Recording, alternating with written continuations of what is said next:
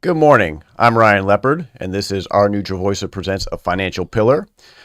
Joining me on the set once again today, my friend from DR Financial, Chris Hanna. Morning.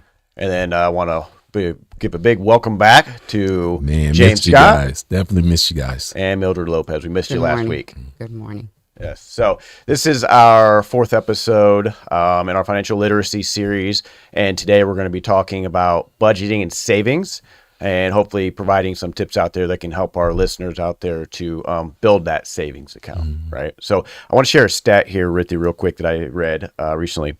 In a survey done, I believe it was by Yahoo Finance as recently as 2023, 50% of U.S. citizens had less than $1,000 in their savings account. And as of 2002 and 2023, at least only one third had less than $100 in their savings account, right? I think those are huge numbers to think about because when things happen in our lives, we have unexpected expenses that come up, car issues, kids that have to go to the hospital, broken arms, things like that, or even worse, unexpected job loss, right? The majority of Americans out there don't have the finances to probably even pay a month's worth of bills, right?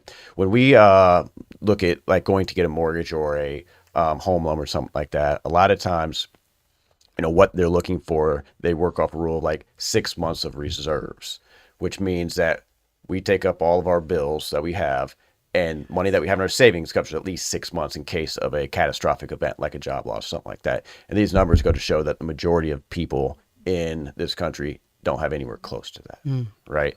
So I'm hoping today when we talk about, budgeting, savings, that budgeting is a big part of that and finding where we can find money that we're spending and maybe cut back and, talk about and provide some tips on that, right? So Chris, I want to ask you a question. What do you think the biggest part of budgeting is? What's the most crucial part of that? Knowing what your income is first, and then second, know what your expenses are. That is the budget. If you don't take that a few minutes and that discipline to sit down and write it down, I know it's easy to maybe try to do it in our head, but until you write it down and see it on paper, I think it becomes more real. And that's the very first step you got to take. I've had people that I've counseled before through different churches that have come and seen me, and I ask them verbally, and they really don't have a clue. So the very first thing I say, okay, next week when you come back, I want you to write down what your income is for the month, and I want you to write down what your expenses all are. If we don't have that, we don't start. And I'll tell you, 50% of the time, the people never show back up the next week because they don't want to do that, take that discipline. Yep. And the other 50%, they make that first step, and then we start moving forward. Yeah, as I probably shared my own opinions on this in the previous episodes, like that word budgeting just scares me because of that reason. I don't want to sit down. I don't want to write out my bills, things like that. But when I really sit down and think about it, it's, for me, it's prioritizing, which I'm doing it internally in my head, right? I know how much money I have. I know what comes first, what bills need to be paid, and then what do I have left over after that? And am I wanting to set that money aside in savings, a portion of that, before I start spending on me? Right. So just providing some tips today that we can do. I think the biggest part of a budget comes down to discipline, right? We can give you all the tips in the world, and if you don't follow them and you don't start cutting back where you can, the budget's kind of worthless, right? So James, you got anything to add with budgets, savings? Yeah, I do. But one question, like the discipline part, you say you got a 50-50 ratio of people that come to you that they come and they're not prepared, but then you say they don't come back because of. They don't even take the time to make the discipline to look at their finances. They come to me or want to talk to somebody like me to find that magic financial tool that will help their budget out. And we were kind of joking about it before we came on the show. There is no magic. No magic. To me, it's the discipline, and unfortunately, it's multiple disciplines that you have to go through when you're creating a budget. You have to look at, again, like your income, your expenses. Something we were talking about was your secret budget. I kind of thought that's a new thing. Yeah. I thought this morning was a secret budget that I can sit here and tell somebody, oh, I need help with my expenses. I don't have enough money. Yet there may be other things that you're doing that you're not explaining to somebody that you're spending money on, overspending money on, or doing things that may be illegal or other things, vices that you have that don't seem to make it on the paper when you do your budget or in a conversation when you're talking to somebody. Yeah. Typically, if somebody's writing down a budget, it's bills, right? The expenses, whether it's monthly, yearly, whatever the things may be, what we call essentials, and Yes. then maybe non-essentials, that type of things. But there's conveniently things that's left off that are what we probably call habits, right? That we could probably all cut back on, you know. So James? my question is to the panel, to the group, does your financial status quo as a grown adult reflect your work ethic and your choices? Yes. If I think I'm understanding your question correctly, like I think a budget is for all economic status, right? Correct. Yeah, but your existence, your financial place where you are. If you don't have $1,000 in your account, if you don't have $100 in your account, is that the individual's space that they're responsible for, like your work ethic and the choices that you make throughout life? I believe so. Yeah. I mean, the key to that is also choices that we make throughout life. Because if we're in a financial hardship now, what happened to get there, right?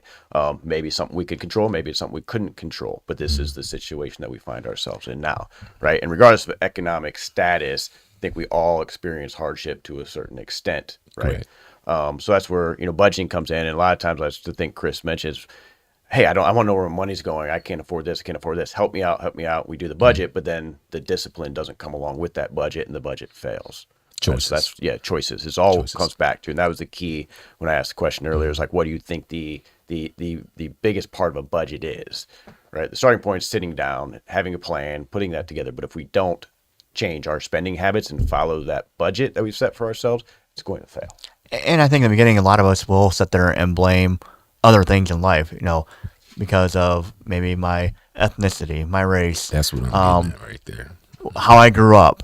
We'll blame a lot of things, and there's a lot of truth in that. I'm not discounting that, but then you can also sit there and go, okay, that's all true, but then there were some choices in there that you made, and what are you going to do that. about it? Right. What are you going to do about it? And have that discipline to step up and say, okay, I need help. And that's the big thing is I need help. A lot of people don't even take that chance or that extra step of I need help and trying to find somebody that they can maybe get mentored by to do it. But yes, we can blame a lot of things in life, but if I look back at almost every story, there's got to be a few choices there that led to where we are today. So you got to look at both. You know what I'm saying? You got to look at both and be accountable to yourself that, yes, life may have handed me not much, but we can all move forward and make choices and improve our lives. Understanding all this is key also from some of the conversations we had where maybe we're on a fixed income now and the budget isn't possible. It can't necessarily help you for whatever reason because of where you're currently at. But understanding and being educated about this so we can educate our kids, right? Educate the next generation so they don't make those same decisions that maybe led to where we are now, right? I don't like to ever say it's too late, but sometimes, right, the older that we get, our opportunity to make money diminishes, right? We are on a fixed income situations where we're not working anymore, we're retired, we can't make the same thing we did before, but we can still help our kids not to make those same decisions that maybe we made to get there, right? And that's hopefully, some of the information that we're passing along. Maybe it affects you, maybe it doesn't, but it can also educate you to help educate others, right? Mildred, you had asked me a question before we started the show. That was a real question. You want to ask me? With budget, it's Yes. it's kind of hard. I hear what everybody has to say, and sometimes it's not discipline.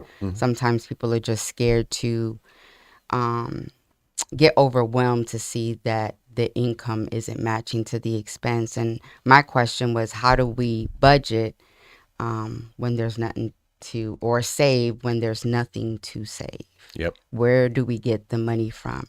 And we had a conversation that a budget is great, but we can't magically make money appear out of nowhere. Correct. And that was a very real question that does affect, part of our community, right? And that was my response is you said, how do I make this work? Help me find the magic in here. And it's not magic. We can't make money magically appear. We can maybe make other choices, right? If it's possible to get a part-time job, second job, something like that to help income appear. But a budget isn't going to make money magically appear. It's going to help find money that we had that we may not be understanding where it's going and where can we better manage that money and put it, right? And I think one of the biggest things when I mentioned habits earlier, you know, there could be good habits, bad habits, illegal habits, non-illegal habits, whatever it may be. You know, for me personally, I like getting my drinks. You know, I'm not necessarily a coffee person, but Starbucks has this amazing refresher drink that's great, but it costs like $6 every time, right? You add that up over the course of a month. You know, I usually treat myself once a week to something like that, or Smoothie King. That's $10 for a Smoothie King, right? Prices are ridiculous for that type of stuff, but I enjoy them. I would love to. I would get Smoothie King every morning on the way to work if I could, but I can't stomach paying $10 every day for that. And it was like Right? the other Those day, are habits and things that we can cut back on because they're not essential needs. it was like the other day, my son had a great end of the school year, got an award, and afterward he said, "Let's go to Smoothie King." I'd never been there. I pulled the drive-through and I'm like, "Oh, wow, That's pretty good prices for some drinks." But for that day, it was a reward. You know, it was kind of a one-off thing, but you know, you got to watch your prices, and that is tough to do. But there are ways to buy food and watch your prices. But again, it's discipline and taking time.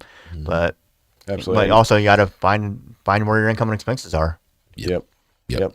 And go ahead, So Moji. I had a question, because you know we've talked here not only on this segment but in other shows we talk about our mental health and how, you know, budgeting can affect us. So you said I like to treat myself. So is it bad if you work hard all week and you've paid your bills, isn't it okay to say, I deserve a shake? Yep. To treat myself and not feel Yeah. guilty for doing that. Absolutely. So I think I've also mentioned in one of the previous shows that I volunteer for JA. So one of the things going in with you know the schools and talking to the kids, one of the curriculum I teach the most is around needs and wants. Right. What's a need? What's a want? And around saving. So I always tell the same story because it's a real story, but it was 4 or 5 years ago, pre-COVID. You know, my kids are little. I'm used to going and buying them, you know, Jordan shoes, right? Jordan 4s are my shoe. It's what I grew up with. It's really the only one I buy. Hadn't bought myself a pair of Jordan shoes in probably 20 years. I'm at the mall. They got a pair of Jordan 4s out there, and I'm just debating. I am not joking when I say I probably stood there for 45 minutes debating on whether I should buy these shoes. Right? Because I was buying a pair for my son. I was like, I want these, but I couldn't just stomach doing it. But I said, you know what? I have the money. I got money in a savings account, and I should treat myself. Right? Now, I treat myself that day, and it's kind of spiraled into a habit because now I'm collecting and things like that. But there's also value in those shoes if you don't wear them. However, I could afford it, and I had worked for that, and I had budgeted it and saved money that it was not going to make a difference in my financial situation if I bought these. But mentally, yeah, it was awesome. It was awesome buying. I mean, Right? that shoe is expensive, I'm sure. Correct. But I'm talking about, you know, for us little people that, you know, sometimes I like to drink coffee. Can I jump in? Like when you're budgeting, and as I was studying, it tells you that you should, in your budget to reward yourself. Correct. Yep. So it's part of it. So it's not all so bad. And it's so encouraging to say, like, as I'm going to budget, no matter if I have enough or not, I'm gonna pay myself. somewhere along the way, I'm going to reward myself. It may be smaller than a pair of Jordan shoes, but the reality is, I don't care what we do in life, we should reward ourselves. Correct. As we move through life. And that was the point of that, is like I'd been buying my kids these for years. Like, you know what? It's time to treat myself for that. And yes, that's a Correct. larger purchase there. But there's also, I mean, that's a regular decision that people are making. They don't have the money or the savings. They're buying the shoe every time they come out with the paycheck they got, and they just don't have any money in savings. I had budgeted, I had saved, I could justify that to myself, but it still took me 45 minutes to treat myself for that because it was a decision. Are you financially aware, though? Yeah, absolutely. Are you financially aware? Absolutely, and I think that's a big key of it. I mean, you can think about it. A lot of us that, you know, if we have a vehicle, we stop and get gas, right? Yeah. And it's so easy. So many times I'm standing there waiting for like the 3 or 4 minutes I'm getting gas. You know, we're looking inside the gas station, going, I should go in there and get a Mountain Dew. I should go in there and get a coffee. And that'd be really easy to do. Not that I can't afford it, but do we really need it? You know what I mean? You could probably be fine going to work the rest of that morning, never mind a coffee or buying a pop, And, a lot of times you go to your employer and they may have free water there or maybe other free drinks. Free but, coffee. But it's so hard to resist going in there and buying that stuff. Financially aware, Mildred, don't want to leave you out. Yes. Yes. But I do have a question though. Yes. When we're doing budgeting and we've been talking about budgeting and saving, to make sure that our viewers are aware that it's okay to do a line item for me to pay myself first. And that's something that it took me a long time to learn, is that I need to pay myself even when I'm working. And that's something that now that my kids are adults, I'm able to do. So when you say pay yourself, what do you mean? You mean treat yourself, or do you mean setting money aside? Setting money aside for me. So for vacation, Yes. So that's a big treat for me. So doing things like that and not feeling guilty to do that because you've worked, because you've raised children, that's not, a lot of times people say, well, you're being selfish. And when it comes to mental health, selfish is not, you're not being selfish when you're taking care of you first. Yeah, I don't understand how anybody could ever say you're being selfish if you're treating yourself if you work hard, right? Yeah. Selfish is treating yourself when you're not working hard. Well, and you got to Right? release Not those. working hard, you're using somebody else's money or the money you came in That's that you selfish. may need to owe somebody else, but you're still treating yourself. That's selfish. You working I hard agree. for your money, you deserve to treat yourself. You earned it. Amen. And you got to release those positive endorphins that will help you improve your mental health and make better decisions in rewarding yourself in that way. I would be very much for somebody to do that. You think about it when I've helped people do budgets. A lot of times I try to find, as I'm helping them budget, and a lot of times when they're coming in, they're not usually just coming in like, hey, I have no other debt. It's just income and expenses. No, usually it's, credit card debt. They went and bought clothes. They went and bought something somewhere with more debt. And I always try to find that first real quick, what's that easy victory I can help that person do in their budget? Is there a credit card I can help them pay off real quick by helping them look at their money? Is there something, because once you get that first little victory, it's a lot easier to gain those other victories, where if you don't find that first victory quick, they can kind of get discouraged. That positive mental attitude helps out a lot. Good. So real quick, I want to get to, the steps of budgeting. We've had some good conversation around it, but I think the starting point for budgeting is understanding the why. Why are we creating this budget? Are we having trouble paying our bills, right? Are we just having trouble saving for that vacation or that thing to treat ourselves? Or why are we creating this budget? Understand that first, so that way you can create a plan, right? Next step is create a plan and goals. And how long do you want to do? Do I want to go on vacation next year? 2 years from now? How long is it going to take you to achieve that goal? And then sitting down, like Chris mentioned earlier, and actually writing out, what your income is and what your bills are, whether it's monthly, annual. I think the term they would use is essentials. These are our essential bills that we have to pay and prioritize first, right? And then once you have that plan, you set those goals, then we monitor your spending, okay?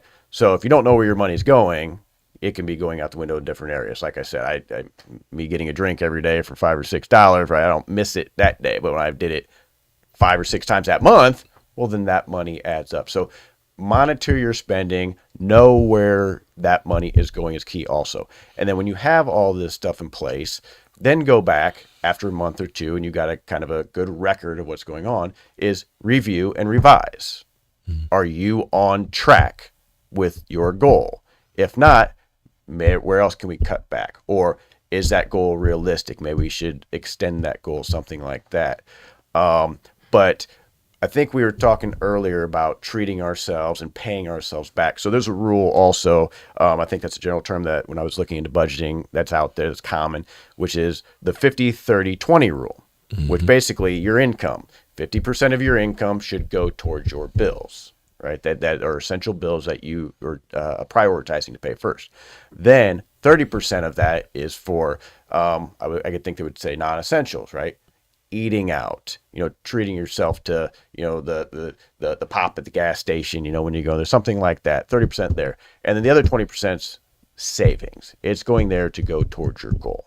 Okay. Now, maybe you sit down and you revise your budget after that. You're like, wait, I'm still struggling. I'm not here. Okay. Well, maybe we change those goals, extend those goals, something like that. And then maybe we go to a different number there. Maybe, well, my bills are higher, or I just incurred another bill or something like that. So maybe what is it, 60, 20, 20, where 60% is going towards that, 20% is going to essentials. We didn't cut back on the bills, right? We increased what goes toward the essentials. We cut back on the non-essentials, right? Maybe I'm not going out to eat.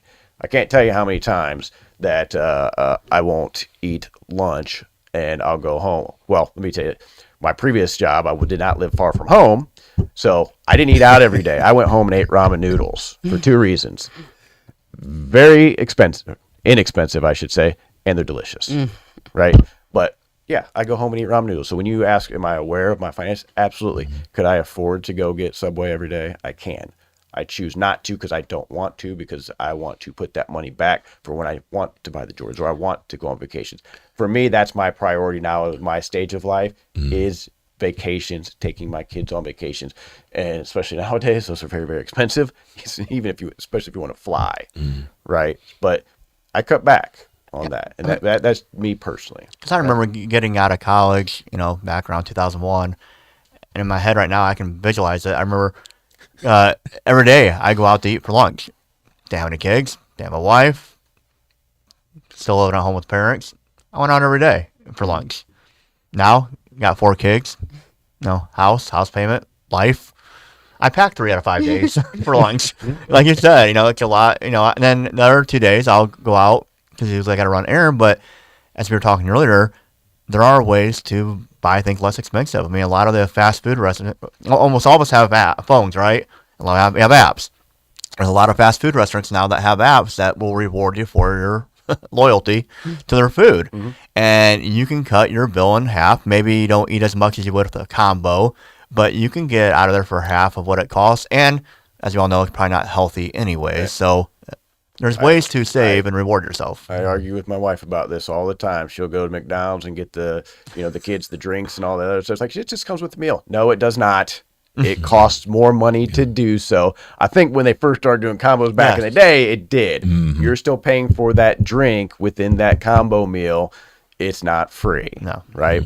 Maybe it's at a discount from buying it separate. I don't know. But you're still paying for that drink. So do you need that? Or are you getting carry out and going home and you could drink water at home? Right? Just things that you could cut back on there. So I think those are the 5 biggest things. Understand the why you're doing it.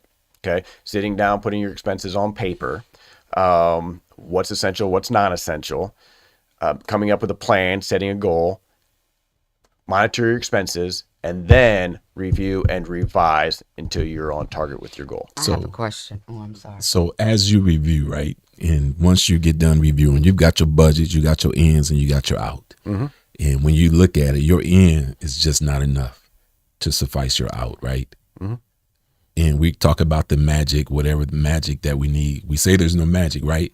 So once you look at that and you see that, and there's nothing you could subtract from your out to try to make it work. I mean, what's the next thing that somebody could do? I mean, what wisdom, knowledge, information? I wouldn't call it wisdom, but I would think that it's either find money or change your goal. Right? If your goal is to be able to go on vacation, you can't afford it, then that's a decision you have to make, right? You can't afford to do that unless you find another means of income. But to answer your question there, where's the magic? It just hit me.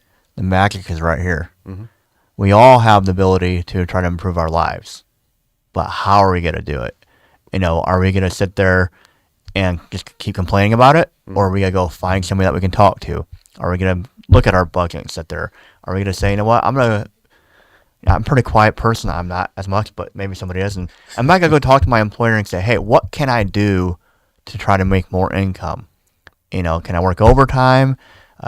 Maybe you can find a second job, or you can say, what are those things? Maybe I can get involved in a community. There are food banks we talked about earlier. Maybe we get involved with a food bank where we can help volunteer our time to maybe get some extra help, food. some assistance. Assistance. Or maybe we find those places, or we get involved in a church that has a food bank.